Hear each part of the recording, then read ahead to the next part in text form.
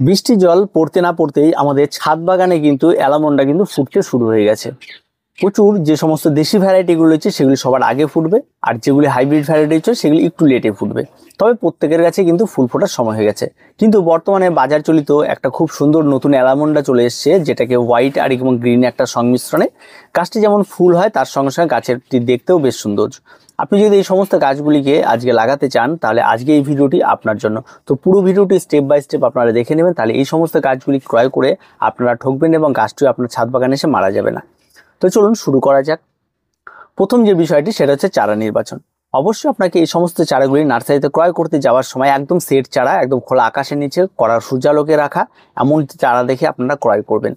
এবং গাছটি যখন দেখবেন সেট চারা আপনারা ক্রয় করবেন, আপনার কাছ থেকে 100 থেকে 150 টাকার মধ্যে এর দাম নিয়ে নেবে। যদি কোনো জায়গা বিশেষে কম হতে পারে বা বেশিও হতে পারে। এবার চারাটি ক্রয় করে আনার পরে আপনাকে কিন্তু বাড়িতে চারাটিকে আপনাকে 3 থেকে 4 দিন রেস্টে রাখতে হবে। এবার আছি পট নির্বাচন। অবশ্যই এই সমস্ত অ্যালামন্ডা গাছের জন্য কিন্তু আপনাকে 10 থেকে 12 ইঞ্চি মাপের বড় সাইজের পট কিন্তু আপনাকে এখানে ব্যবহার করতে হবে। এবার পটটি নেওয়ার পর আপনার আসে মাটির মিশ্রণ। যেহেতু গাছটি সারা বছর ছাদ বাগানে থাকবে তার জন্য কিন্তু অবশ্যই এখানে ওয়েলডেনেস মাটি কিন্তু আপনাকে ব্যবহার করতে হবে।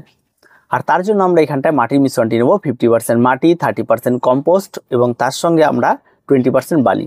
এতে একটা সুন্দর মাটির মিশ্রণ আমরা তৈরি করে নেব। এবং আমি যে মাটির মিশ্রণটি দেখাচ্ছি সেটা আমার অলরেডি তৈরি করাই থাকে, কিন্তু আপনাদের যে রেশিওগুলি বলে আপনারা এগুলি মেনটেন করে করবেন। আমি সারা বছরভাবেই মাটি তৈরি করি, বেশি সময় রেখে দিই। এবার এর সঙ্গে সামান্য পরিমাণ হাড় গুঁড়ো, সামান্য পরিমাণ শিংকুচি এই সমস্ত কিছু মিশিয়ে আপনারা দিয়ে দেবেন। যদি না থাকে তাহলে কোনো রকম কোনো অসুবিধা নেই।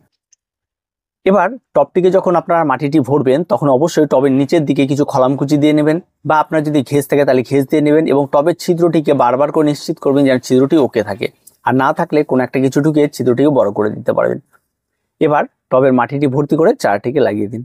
এবার সামান্য পরিমাণ জল দিয়ে আপনারা একটা হালকা রোদ লাগে হালকা ছায়া লাগে এমন একটি জায়গায় আপনারা রেখে দেবেন। আর চারাটি লাগানোর সময় কিন্তু কখনোই চারার সেই রুট বলটিকে কিন্তু আপনারা ভাঙবেন না, সেটা কিন্তু বুঝে শুনে আপনারা চারাটিকে বসাবেন।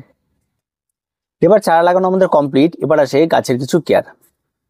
প্রথম কথা হচ্ছে গাছে জল দেওয়া। এই সমস্ত গাছগুলিকে জল দিতে হলে কিন্তু অতিরিক্ত মাত্রায় জল ব্যবহার করলে কিন্তু হবে না। আপনাকে জলটা দিতে হবে যেন তার যতটা প্রয়োজন প্রতিদিন ঠিক ততটাই। একটা যদি 10 থেকে 12 ইঞ্চি মাপের টব হয় তাহলে আপনি হাফ লিটার জল এখানে ব্যবহার করুন। এবার গাছটিকে রেখে দিন, তারপরে দেখবেন আবার যদি শুকিয়ে যায় আবার জল দিন। আর যদি দেখেন শুকিয়ে যায়নি তাহলে গোড়ায় বারবার করে জল প্রয়োগ করবেন না। এবার আসি সানলাইট। অবশ্যই আপনাকে এই সমস্ত গাছগুলিকে কিন্তু সেট হয়ে যাওয়ার পর আপনাকে কড়া সূর্যালোকে রেখে দিতে হবে। একদম খোলা আকাশের নিচে আপনারা রাখবেন এবং সম্পূর্ণরূপে একদম সূর্যালোক লাগে এমন একটি জায়গা। কখনোই গাছটি দেখতে অনেক সুন্দর দেখে আমি ঘরের ভেতরে ঘরের সুন্দর জায়গায় রেখে দিলাম তাহলে কিন্তু গাছটি বেশ কিছুদিন পর পাতা ঝরে মারা যেতে পারে, তাই এই ভুলটি আপনারা করবেন না।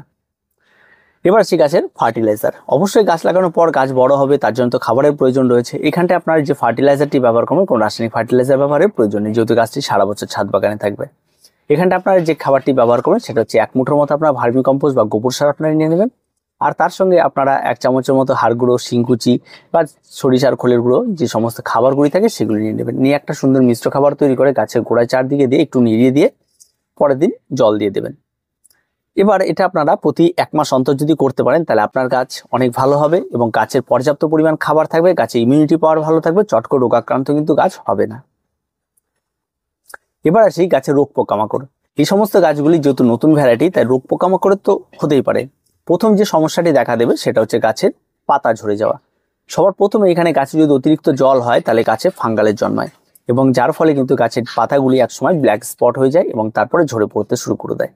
এটা যখনই দেখবেন তখনই অবশ্যই আপনারা কপার অক্সিক্লোরাইড যুক্ত কোনো অ্যান্টিফাঙ্গাল আপনারা এই সমস্ত গাছে ব্যবহার করে দেবেন, বা আপনারা যদি বাজার চলিত যে কোনো অ্যান্টিফাঙ্গাল আপনারা শুনে নেবেন যে কপার অক্সিক্লোরাইড যুক্ত কিনা, তাহলে আপনারা সেটা স্প্রে করে দিতে পারেন। এবার আসি পেস্টের আক্রমণ। অবশ্যই পেস্টের আক্রমণ ঘটবে, আর সেটা সাধারণত ঘটবে মার্চ থেকে এপ্রিল মাসের দিকে। আর সেই সময় কিন্তু অবশ্যই গাছে আপনাকে পেস্টিসাইড ব্যবহার করতে হবে। আর এই বিষয়গুলো কিন্তু মাথায় রেখে আপনাকে সময় মতো পেস্টিসাইডটা স্প্রে করতে হবে। আর আপনারা যদি নিয়ম মতো বাগানে অন্তত 10 থেকে 15 দিন পর পর যদি গাছে অ্যান্টিফাঙ্গাল এবং পেস্টিসাইড সমস্ত গাছে স্প্রে করেন, তখন যদি এই সমস্ত গাছে স্প্রে করে দেন তাহলে আপনার এই সমস্ত গাছে আর কোনো রকম কোনো রোগ পোকামাকড় হবে না। সর্বশেষ যে বিষয়টির দিকে আপনাকে নজরে রাখতে হবে সেটা হচ্ছে মনিটরিং। অবশ্যই আপনি গাছ লাগিয়ে দেওয়ার পর আপনাকে প্রতিনিয়ত মনিটরিং করতে হবে, গাছটি কীরকম শেপ দেবেন তার সেই অনুযায়ী আপনাকে কাটাই ছাঁটাই করতে হবে। এই সমস্ত বিষয়গুলিকে অবশ্যই আপনাকে করতে হবে। আর তার সঙ্গে সঙ্গে গাছে ফুল কিন্তু একদম বর্ষার আগাগ দিয়ে জুন জুলাইয়ের দিকে আপনাকে ফুটতে শুরু করে দেবে। আর সেই সময় কিন্তু গাছে কোনো রকম কাটাই ছাঁটাই করা যাবে না। যা কাটাই ছাড়াই সব কিছু করার আগে মার্চ থেকে আপনার এপ্রিলের মধ্যে করে ফেলতে হবে। তাহলে কিন্তু আপনার কাছে নতুন নতুন ডাল বের হবে, তার সঙ্গে সঙ্গে ফুল হবে। আর প্রতি বছর অন্তর একবার আপনাকে কিন্তু রিপোর্ট করতে হবে। এই বিষয়গুলি কিন্তু খেয়াল রাখতে হবে। আর যখনই দেখবেন গাছে কোনো রকম সমস্যা দেখা দিচ্ছে, গাছে পাতাটিকে ছেটে দেওয়া, গাছে কোনো ডাল বেড়ে গেছে, গাছটি দেখতে খুব একটা ভালো লাগছে না, তার একটু শেপ দেওয়া, এই সমস্ত ছোটো ছোটো কাজগুলি আপনাকে গাছ লাগলে করতেই হবে। গাছের গোড়াটি একটু নিড়ানি দিয়ে দিলেন, ঘাসটা একটু পরিষ্কার করে দিলেন, এই ছোট্ট ছোট্ট কাজগুলি করলেই আপনার অ্যালামন্ডা কিন্তু অত্যন্ত দেখতে সুন্দর হয়ে যাবে এবং প্রচুর পরিমাণে কিন্তু ফুল দেওয়া শুরু করে দেবে।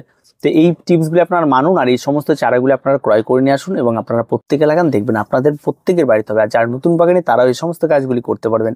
আর ভিডিওটি আজকে এ পর্যন্ত। ভিডিওটি ভালো লাগলে অবশ্যই লাইক, শেয়ার এবং কমেন্ট করুন, আর আমাদের চ্যানেলটিকে সাবস্ক্রাইব করে রাখুন।